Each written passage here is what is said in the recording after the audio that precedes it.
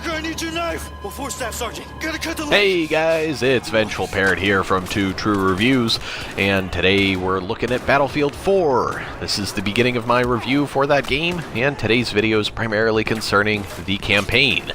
And I'm going to tell you why you just shouldn't even waste your time with it. Now the big question here is why? Why shouldn't I waste my time with it? And it's because of things like this. So yeah, in case you weren't paying 100% attention, I was standing point blank and that guy was going full auto and he hit me maybe twice, all while I was trying to melee him with my knife, and that wasn't working either. So, yeah, there's that.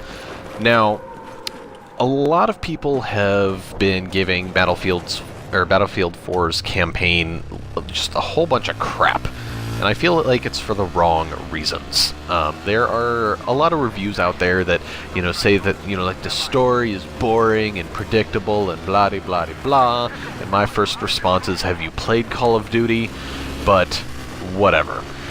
So they think that like the stories aren't very well developed, the script is boring, all this kind of stuff, and I feel like that stuff is actually pretty good. The characters are meaningful.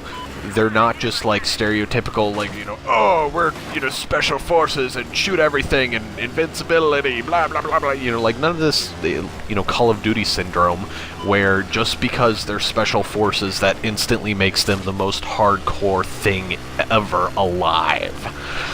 The characters are extremely well developed, and the script and everything is good.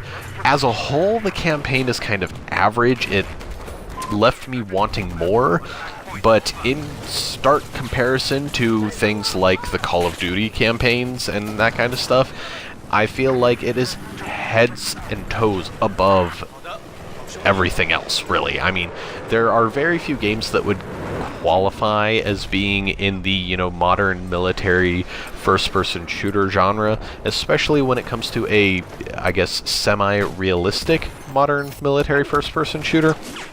And Battlefield 4 is the only one to successfully, in my opinion, pull off a campaign. But, to each their own, I suppose. Where the campaign fails is in the simple fact that it is just completely broken. I mean, as you saw in that clip at the beginning, again, the guy was point blank going full auto and he couldn't hit me. The only way I could have been closer would have been to be inside of his gun. So, yeah. And I mean, that's not even the biggest issue. Like, that's something that kind of happens in every first-person shooter, especially when you're playing on the easy difficulty like I was. And the reason I was playing on easy difficulty is because I've already played the campaign like 3.5 times. Well, why 3.5 times? Because there is and always has been a terrible bug where your save data will most likely go corrupt. When I first got the game, I started the campaign, got about halfway through it, and then my save data went corrupt.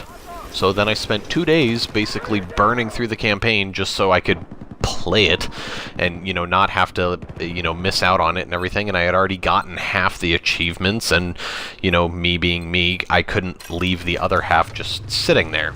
So I played through the entire campaign, and like I said, it's a good campaign.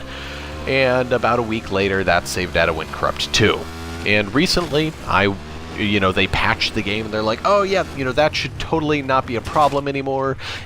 That bug is fixed. You don't have to worry about it. Well, last week, when I recorded those clips you saw at the beginning, I played through the first couple missions, and then, went, had lunch, did some stuff with my wife, and then came back to play some more of the campaign, and my save data was corrupt. So yeah.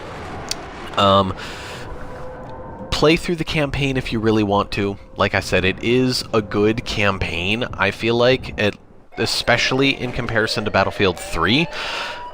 But you're gonna most likely have to play through it in one sitting. Because, like I said, my save data went corrupt in a very short amount of time. But honestly, if I were to be given the choice of a better multiplayer versus this average campaign, I'd say just better multiplayer. They should have just cut the campaign out. Kind of like this guy's leg. Anyways, Vengeful Parrot, signing off.